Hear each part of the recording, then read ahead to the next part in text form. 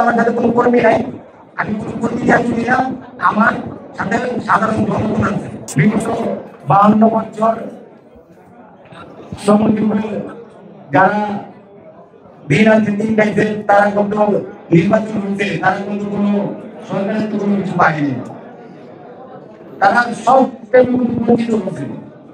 তাই আমরা এই যে ফেসিবাদ বিগত 17 বছর দেশ চালাইছে, এই তাদের বিরুদ্ধে যারা কথা বলছে, তাদেরকে খুন করছে, তাদের জীবন করে কি করছে, কেউ কথা বলতে পারেনি। এখন আমি একটা সংসদ নির্বাচনে দাঁড়াইছি, বিভিন্ন ফেসবুকে বিভিন্ন ধরনের কথা বলতেছি।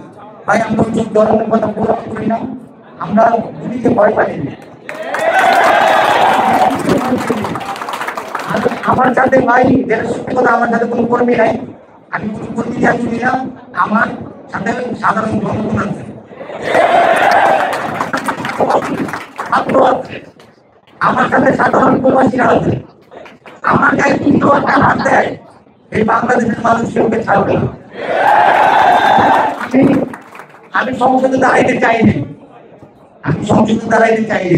আমার থেকে খারাপ লাগছে সংসদে যারা মায়েরা সংসদে দাঁড়াইতে পারে, একটা রিক্সা কি করতে দাঁড়াইতে পারে না।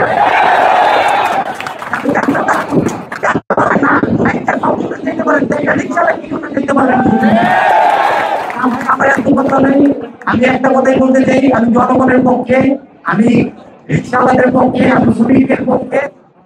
শ্রমিক এই বিপদে পড়বে, ওই সুন্দর দাঁড়াবে। আমাদের যে সংসদ, সেখানে কি একজন রিক্সা চালকের সংগ্রাম, আশা আকাঙ্ক্ষা সেখানে কি প্রতিফলিত হয়? সংসদ কি জানে একজন রিক্সা চালকের সংগ্রাম কেমন, আশা আকাঙ্ক্ষা কেমন? যদি জানতো তাহলে বাংলাদেশের হয়তো এই পরিণতি হতো না। নীতি নির্ধারণী শেখা যায়, টেকনিক্যাল নলেজ শেখা যায়, কিন্তু যেটা শেখা যায় না সেটা হচ্ছে সততা, কম্প্যাশন বা দরদ এবং ন্যায়বোধ। সেটা যদি থাকতো সংসদে, তাহলে এই প্রশ্নগুলো আর সামনে আসতো না। আমরা এতদিন ধরে সংসদে এই মূল্যবোধগুলোর অভাব দেখেছি। যেদিন আমাদের জাতীয় নাগরিক পার্টির লঞ্চ হয় 28 ফেব্রুয়ারি মানিক মিয়া অ্যাভিনিউতে, ওই দিন আমি একটা কথা বলেছিলাম যে আমরা রাজনীতিতে আসিনি ক্ষমতায় যাওয়ার জন্য, আমরা রাজনীতি করতে এসেছি জনগণের ক্ষমতা জনগণকে ফেরত দেওয়ার জন্য।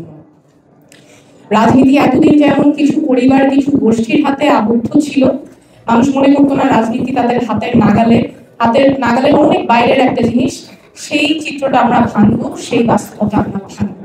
প্রত্যেকটা নাগরিকের কান্না যখন সংসদ পর্যন্ত পৌঁছাবে, আমাদের যারা রাস্তা পরিষ্কার করে, আমাদের যারা রিক্সা চালায়, আমাদের যারা কৃষক আছে, যারা খাদ্য উৎপাদন করে, তারা যখন শুধুমাত্র নিজেদেরকে ভোটার নয়, নীতি নির্ধারক এবং জনপ্রতিনিধি এবং নেতা হিসেবে চিন্তা করতে পারবে, তখনই আমাদের রাজনীতি সবার হবে, তখনই গণতন্ত্র অটুট থাকবে। এবং আজকে ওরা ডোনেশন শুরু হয়ে গিয়েছে, ভাই বোন আজকে ওরা ফর্মে টাকা দিয়ে দিয়েছে। আজকে ইনশাআল্লাহ অনলাইন আবেদন ফর্ম তোলা হয়েছে, উনি রিকশার মাধ্যমে ঘুরে ঘুরে ক্যাম্পেইন করবেন। ঢাকা মহানগরীর জাতীয় নাগরিক পার্টির পক্ষ থেকে ইনশাআল্লাহ আমাদের একটি জয়ী আসনের মধ্যে সুযোগ নেয়, ইনশাআল্লাহ জয় আমরা চিহ্নিত করতে সক্ষম হব।